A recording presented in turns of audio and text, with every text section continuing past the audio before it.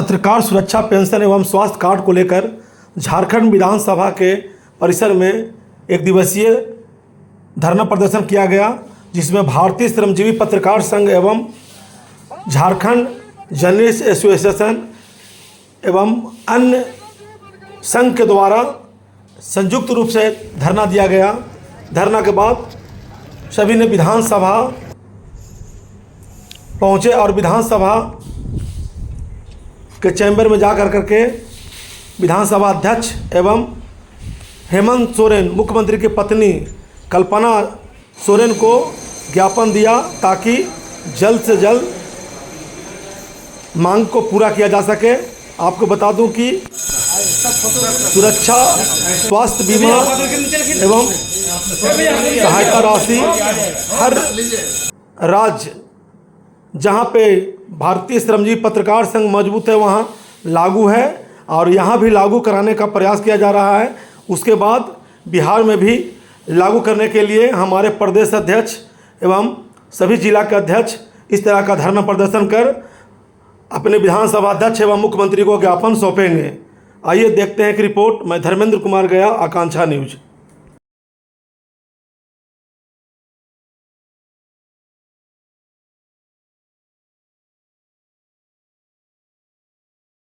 और अब मैं चाहूंगा कि हमारे बीच में जिला अध्यक्ष पहले जो हैं जाएंगे, क्योंकि इनके भी बाल बच्चे हैं और पूछते हैं कि पिताजी आप तो पत्रकारिता करने जा रहे हैं। मैडम भी पूछती है कि कल है। उनकी पहल से सांगठनिक चीजों को जितना मजबूती से विस्तारित और मजबूत किया जा रहा है वह काबिले तारीफ है। हम समझते हैं कि उनके कुशल नेतृत्व और मार्गदर्शन में हम लगातार अच्छा काम करने का प्रयत्न कर रहे हैं और ये सहयोग राशि दिया। आपके यहाँ क्या है, अनुरोध क्या है? आपके पास आंकड़े ही नहीं है झारखंड सरकार के पास। सदन में सरकार ने कहा, स्वास्थ्य मंत्री ने कहा, हमारे पास कोई आंकड़ा ही नहीं है कि कितने पत्रकारों की मृत्यु हुई है कोविड काल में। ये दुर्भाग्यपूर्ण नहीं है तो हम लोगों से मांग ले। चलिए, स्वागत है। जितेंद्र जोशी है, बहुत हरदिल अजीज राकेश मिश्रा जी हैं और हाथा के नरेश भी साथ में मौजूद हैं, उनका स्वागत करते हैं। आप आइए। गलत या सही कौन है ये चयन कैसे करेंगे आप? विधानसभा की उसकी जांच भी नहीं करते हैं, उसको जेल भेज दिया जाता है, समय नहीं देते। चतरा जिला के पथलगड्ढा में मृत्युंजय सिंह का मामला आया है। पुलिस वाले जानते हैं, डीआईजी स्तर के पदाधिकारी भी जानते हैं कि आपने उसकी जांच क्यों नहीं करवाई।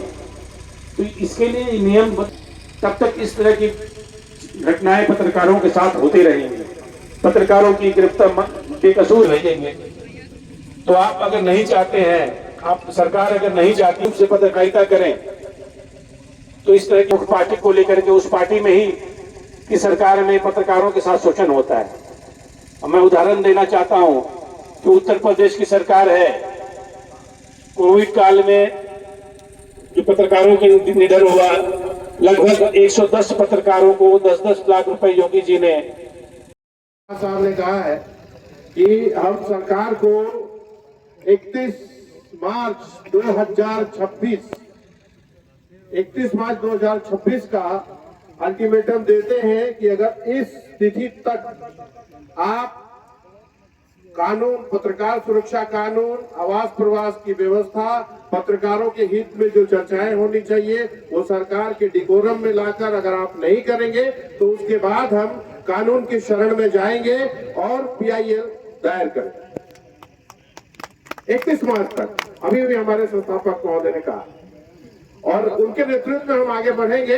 और हमारा जो एसोसिएशन है, हम लोग बीएसपीएस के साथ जुड़े हैं। मैं पहले जेजेएम ही था और उसके बाद ये रास्ता थोड़ा सा रुख बदला, तो फिर हम लोग साथ में हैं, एक अम्ब्रेला के नीचे हैं। मैं इस मंच के माध्यम से, इस धरना के माध्यम से सभी पत्रकार साथियों से आग्रह करना चाहूंगा कि आप सबको वन अम्ब्रेला सिस्टम में आना होगा। एक अम्ब्रेला के नीचे जब तक नहीं आएंगे हम एक दूसरे को ही जयचंद बताते रह जाएंगे। एक अम्ब्रेला के नीचे आइए, आपकी सारी मांगे, आपने जो डिमांड किया है, सरकार हमारी बात सुनेगी। सरकार अभी हमें नक्कार खाने की टूटी समझ रही, आप कितना भी धरना प्रदर्शन कर ले, कितनी भी बातें बोल ले, कितना भी ज्ञापन दे ले, अभी एक संस्थापक महोदय की इजाजत होगी तो मैं आपको एक बुक दूंगा।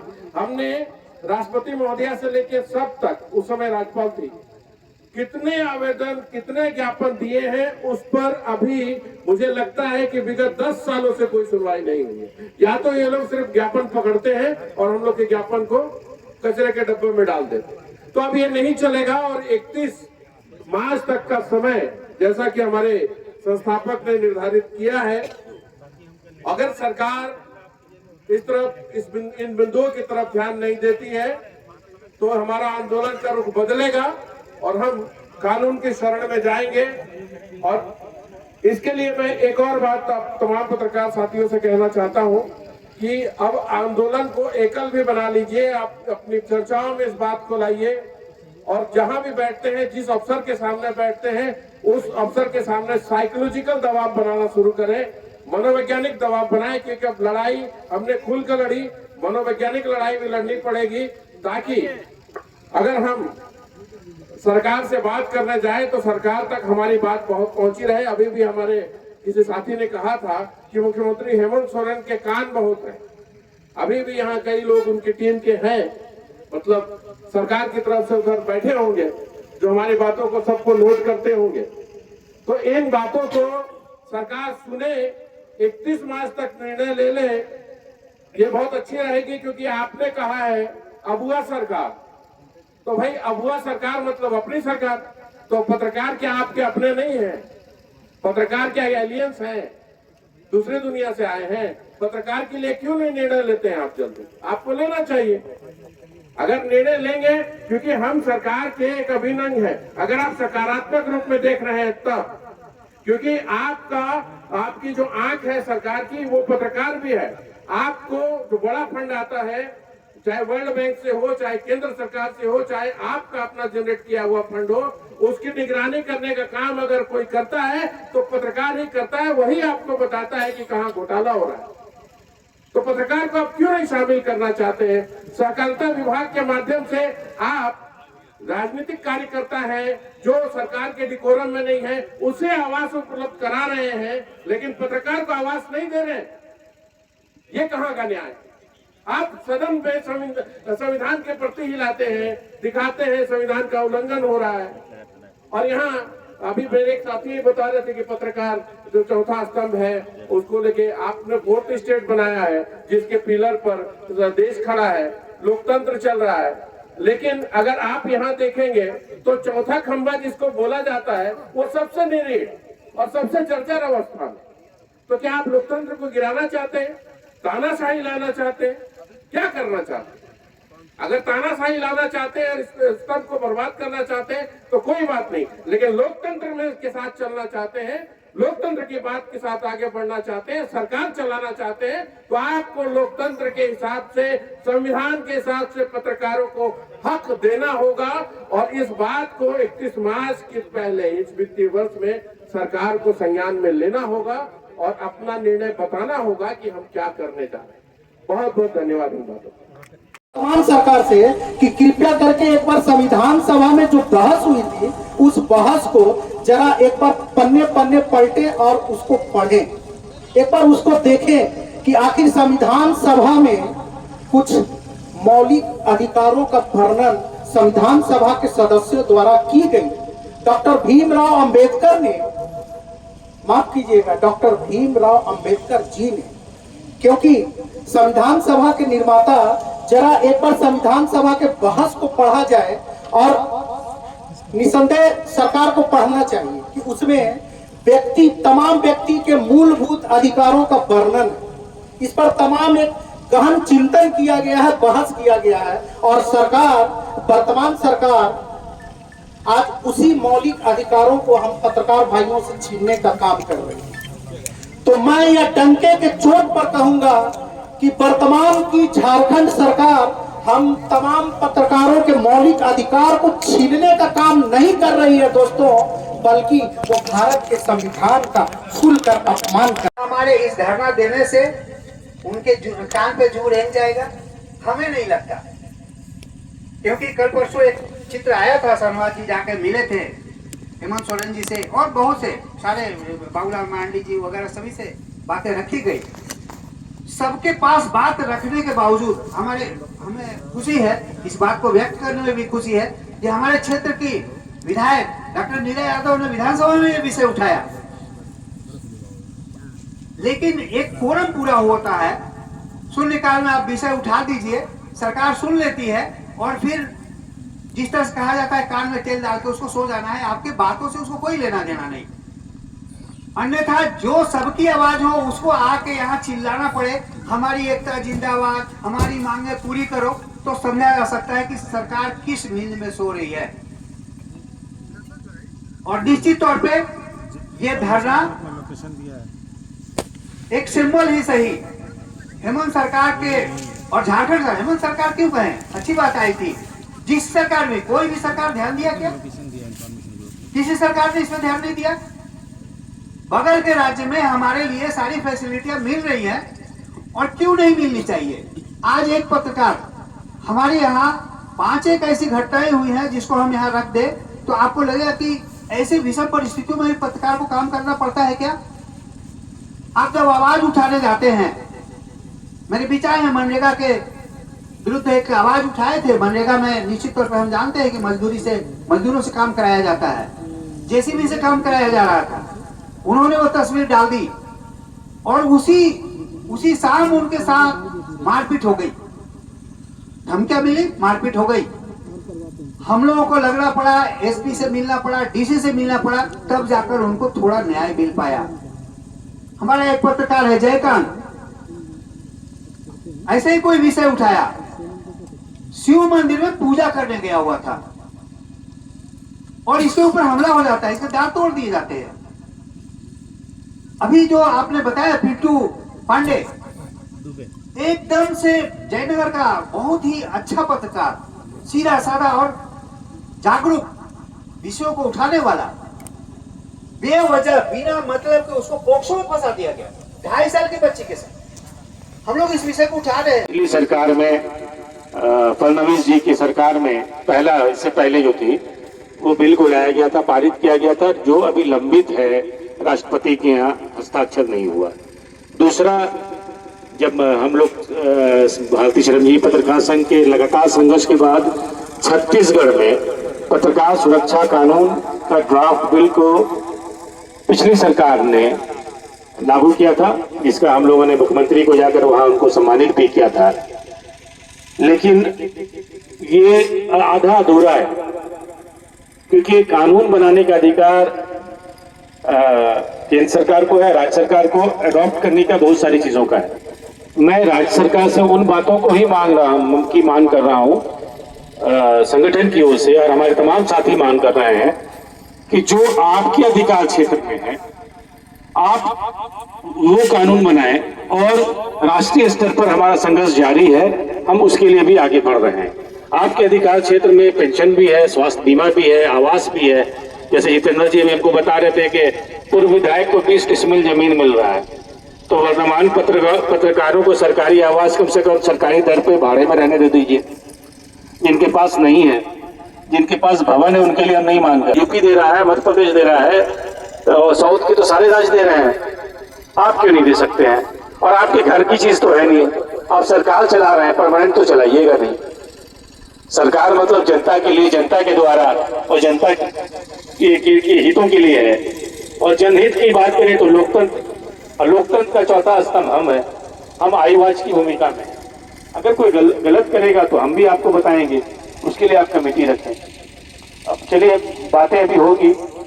मैं अब नाम भूल रहा हूँ, मेहता जी, देखिए रामकृष्ण भी है और मेहता भी है, इतना सुंदर नाम है, तो सुनने का नाम नहीं ले रही है। इस चीज को लेकर अब हम शाहनवाज जी से आग्रह करेंगे कि न्यायालय का ही रास्ता अपनाया जाए, दूसरा कोई रास्ता आपको नजर नहीं आ रहा है, क्योंकि आप पूरे देश में आप अलग जगा रहे हैं पत्रकारों को, चाहे छत्तीसगढ़ हो, मध्य प्रदेश हो, पंजाब हो, हरियाणा हो, बंगाल हो, कहाँ नहीं जाते हैं, और अपनी ताकत से जितना भी समस्या का निदान करते हैं हसन साहब, हम नहीं समझते कि ये कोई दूसरा हमारे जगह पर मिलेगा ऐसा। खैर, चतरा में भी जो घटना घटी थी, इन्होंने ही हक दिलवाया। पत्रकार का हत्या हुआ था, वहां पर भी जाकर के उनको, उसके भाई को नौकरी दिलवाना, उसका आंसू पोंछना, सहयोग करना। चतरा का वो हजारीबाग में भी 2-3 घटना बड़ी बड़ी घटी, सब में शहनवाज जी जो आकर के उसका समस्या को निदान किया, तो कैसे भूल सकते हैं। और शहनवाज जी के मार्गदर्शन पर आज हम लोग यहाँ पर पहुंचे हैं और भाषण भी दे रहे हैं और धरना भी दे रहे हैं। तो हमारा आग्रह होगा सर कि अब जो है तो धरना स्थगित किया जाए। देश में चल रहा है, चलने दीजिए। अब न्यायालय का रुख अपनाइए कि रविंद्रनाथ महतो जैसा अध्यक्ष जो दुख दर्द जानने वाला हो भी जो है तो विधानसभा में पैर रखते भूल जाते हैं हम लोग को। राधा किशोर वित्त मंत्री, वो भी विधानसभा में पैर रखने के बाद भूल जाते हैं हम लोग को। अब किस पर आशा करें। हेमंत सोरेन जी हैं, गरीबों के मसीहा बताते हैं अपने को। चलो भाई ठीक है, गरीबों को मसीहा है, तो पत्रकार से बड़ा कोई गरीब है तो बता दीजिए हमको।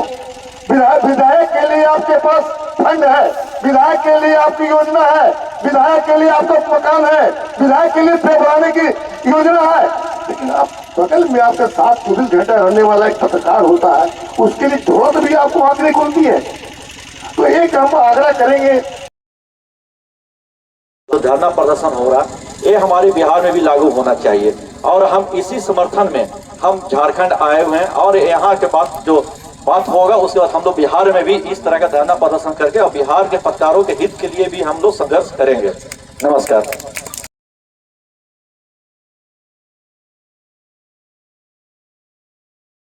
आज हमारे मित्र सरकार जो है जो भटक रहे हैं, ये विधायक और ये सांसद हमारे पास आते हैं चुनाव के समय में। पत्रकार महोदय, चलिए हमारा न्यूज कवरेज कीजिए और हम उनके आग्रह पर जाते हैं और उनके लिए न्यूज बनाते हैं। आवाज उनके संविधान के निर्माण करने के लिए पहुंचते हैं। जब वे विधानसभा और लोकसभा में तो हमारी समस्या वे भूल जाते हैं। उनको याद दिलाना है कि अब हम लोग मांगने का काम नहीं करेंगे। अब उनको जब समय आएगा तो उनको चुनौती देते हुए उनको धिक्कार देंगे और उनको बताएंगे कि हमारी औकात क्या है। हम अब उनके आश्वासन और भाषण पर टिकने वाले नहीं हैं। अब आने वाले दिन में हम उनको अपने अधिकार के लिए उनको औकात बताएंगे। जो आज मित्रों, मैं अपनी वाणी सुरक्षा बीमा योजना लागू करने के लिए, पत्रकार पेंशन योजना लागू करने, पत्रकारों को आवास देने के लिए और जो गंभीर रूप से बीमार पड़ते हैं पत्रकार या अपने कार्य क्षेत्र में किसी कारणवश जो दुर्घटना हो जाते हैं उनके लिए विशेष सुविधा प्रदान करने, चिकित्सा सुविधा या आर्थिक रूप से जो भी हो वो सुविधा प्रदान करने का परिचय। मैं अभय लाल, महासचिव जेडीए। सरकार की ओर से क्या मिल रही है? देखिए, आज लंबे समय से धरना से पहले बता दें कि हम लोग मुख्यमंत्री, मुख्य सचिव को कई बार हम लोगों ने मांग पत्र दिया है, मुलाकात की है और डिमांड रखा है। पिछली सरकार में जो झारखंड में थी, रघुवर दास की सरकार में, पेंशन योजना यहाँ लागू है। उस पेंशन का भुगतान नहीं किया जा रहा। स्वास्थ्य बीमा इन्होंने मुख्यमंत्री महोदय ने बजट में दिया है कि हम झारखंड के पत्रकारों को का स्वास्थ्य बीमा कर रहे हैं और ये राज्यपाल के अभिभाषण में राज्यपाल से पढ़वाया गया है कि झारखंड के सभी पत्रकारों का स्वास्थ्य बीमा हो रहा है। मतलब कहा जाए तो कहीं ना कहीं सरकार ने राज्यपाल से झूठा भाषण दिलवाया। झारखंड के पत्रकारों को स्वास्थ्य बीमा नहीं दिया जा रहा है और इसको लेकर के सत्ता पक्ष के भी विधायक, विपक्ष के विधायक भी सदन में क्वेश्चन उठाते रहे। परसों भी मैंने मुख्यमंत्री से ही बात कहा कि पत्रकार हितों के मुद्दों को कब तक आप लागू कर रहे हैं।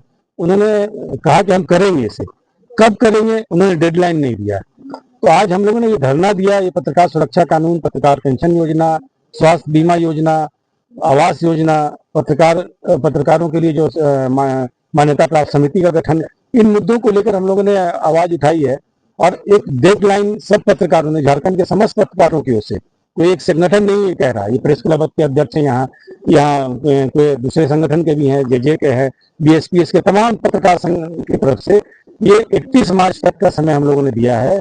सरकार को, झारखंड की सरकार को 31 मार्च तक इन लंबित मांगों का अगर आप नहीं मानते हैं, हम मजबूर होंगे। हम क्या करें, हम कपड़े उतार करके सड़क पर तो नहीं आएंगे।